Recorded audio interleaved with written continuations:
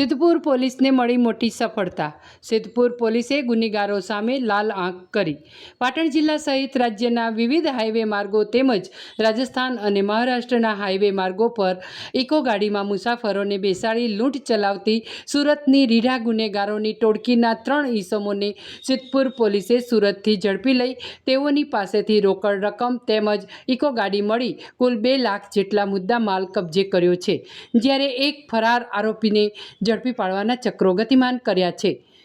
આ ટોળકીએ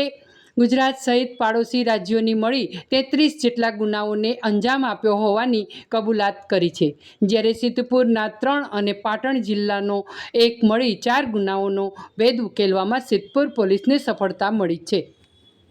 કે છેલ્લા 6 માસ દરમિયાન સિદ્ધપુરનો જે હાઈવે રોડ છે, આ હાઈવે રોડ પર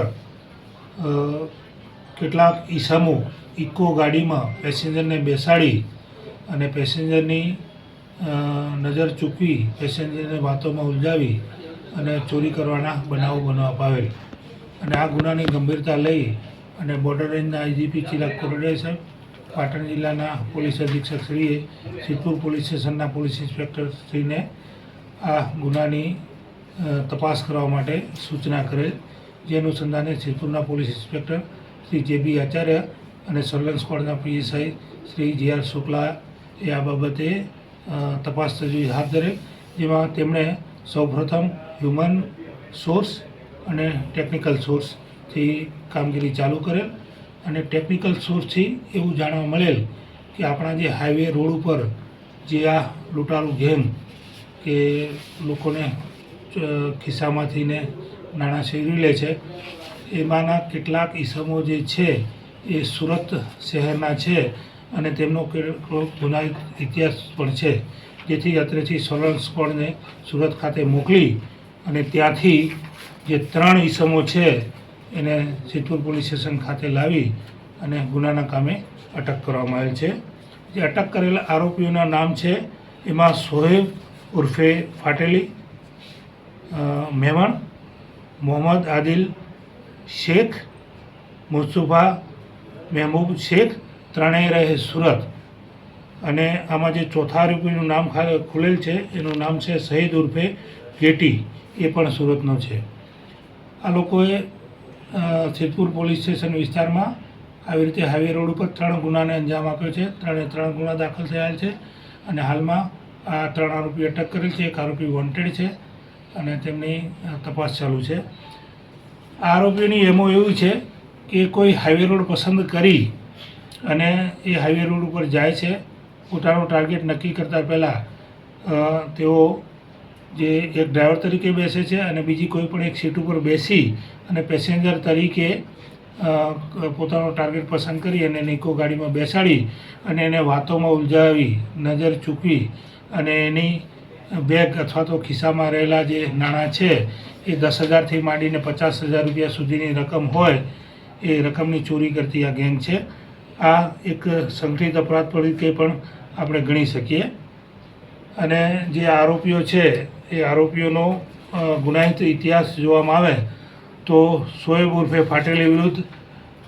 પાટણ જિલ્લા સિવાય પાલનપુર પશ્ચિમ પોસ્ટે, ડીસા દક્ષિણ પોસ્ટે, સુરત રેલવે પોસ્ટે અને નવસારી રૂરલ પોસ્ટે એમ કુલ 4 ગુના દાખલ થયેલા છે। મોહમ્મદ આદિલ વિરુદ્ધ વલસાડના ભિલાડ પોસ્ટેમાં ગુનો દાખલ થયો છે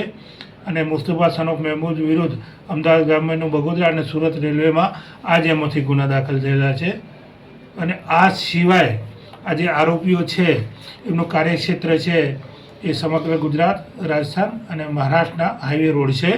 એમાં આપણે ગણવા જઈએ તો રાજકોટથી અમદાવાદ હાઈવેમાં આવી જ રીતે છેલ્લા એકાદ વર્ષમાં આપણે 5 ગુનાનો અંજામ આપેલ છે। વડોદરા હાઈવે ઉપર 1 ગુનો, નડિયાદ શહેર તરફ 1 ગુનો, અંકલેશ્વર કરજણ હાઈવે ઉપર 4 ગુના, મહારાષ્ટ્ર તથા મુંબઈ તરફ 3 ગુના, સિદ્ધપુર પાટણ હાઈવેના ટોટલ 1 ગુનો જે પાટણ તરફ રોડ જાય છે, સિદ્ધપુર મહેસાણા હાઈવેના 4 ગુના,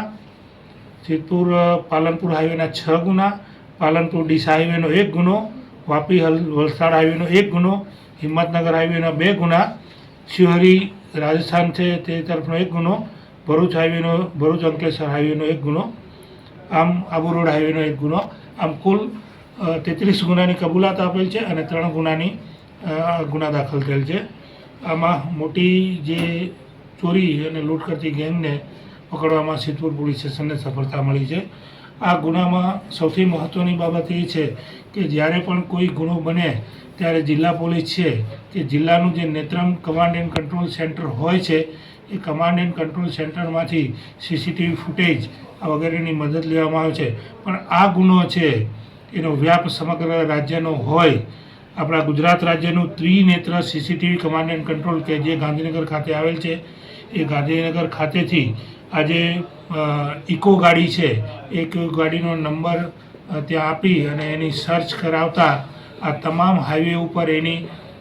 જે તે સમયની જે ચોરી કરવાની તારીખો અથવા સમય મળી આવેલ છે એ સમયની એની હાજરી મળી આવેલ છે. આમ સ્ટેટનું જે Trinetra command and control centre છે એનો પણ સારી રીતે મદદ મળી અને ગુનાની જે ઉકેલવાની જે